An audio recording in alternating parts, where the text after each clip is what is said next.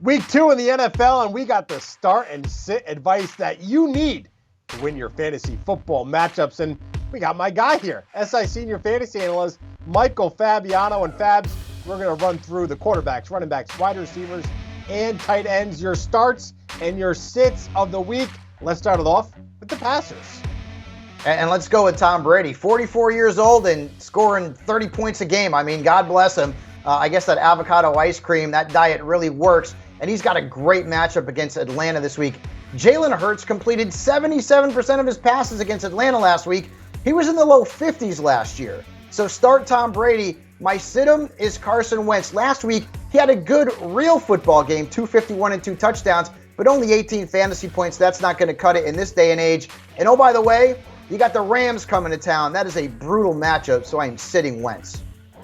Love the call on Brady. High over-under total on SI Sportsbooks, 51.5 for that matchup against the Falcons. Let's move over to running backs. You got a rookie in Najee Harris who played every single snap for the Steelers in week 1. And then you have a veteran, Mike Davis. You're not feeling the love for Davis this week.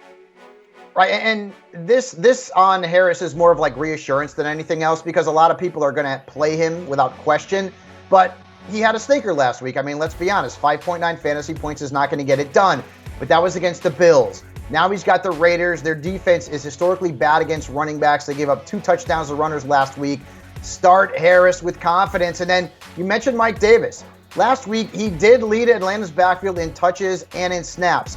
But he's got the Buccaneers this week. Do you remember what happened to Zeke Elliott in week 1?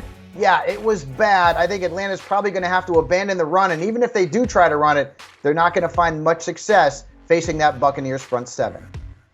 You had a rookie running back as a must start, and you also have a rookie wide receiver as a must start in Jamar Chase, but you're putting Robby Anderson on the bench.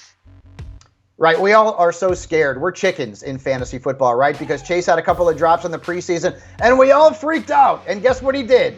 Monster stat line in his first game. Now he goes and plays Chicago. They have allowed 16 touchdowns and nearly 40 fantasy points per game to wide receivers dating back to last season, their last 9 games. So start Jamar Chase. And as you mentioned, Robby Anderson's a fade for me. He did have a decent stat line last week, but only 1 catch.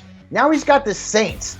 He has averaged fewer than 10 fantasy points in 3 career games against New Orleans, and they've given up just 6 touchdowns to wide receivers in their last 10 games. So Anderson is a fade for me.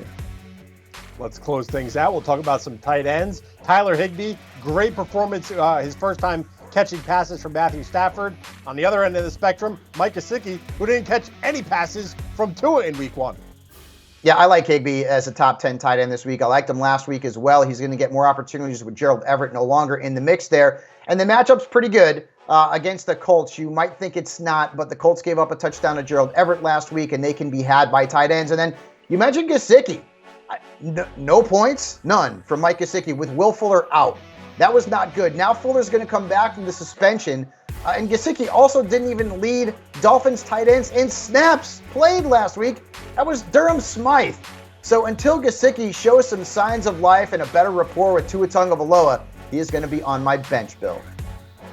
All right, we got plenty more fantasy football insight and analysis to help you win. That's why we're here. We want to see you guys win your matchups. So go check us out at Sports Illustrated, si.com/fantasy for plenty more fantasy football winning strategy.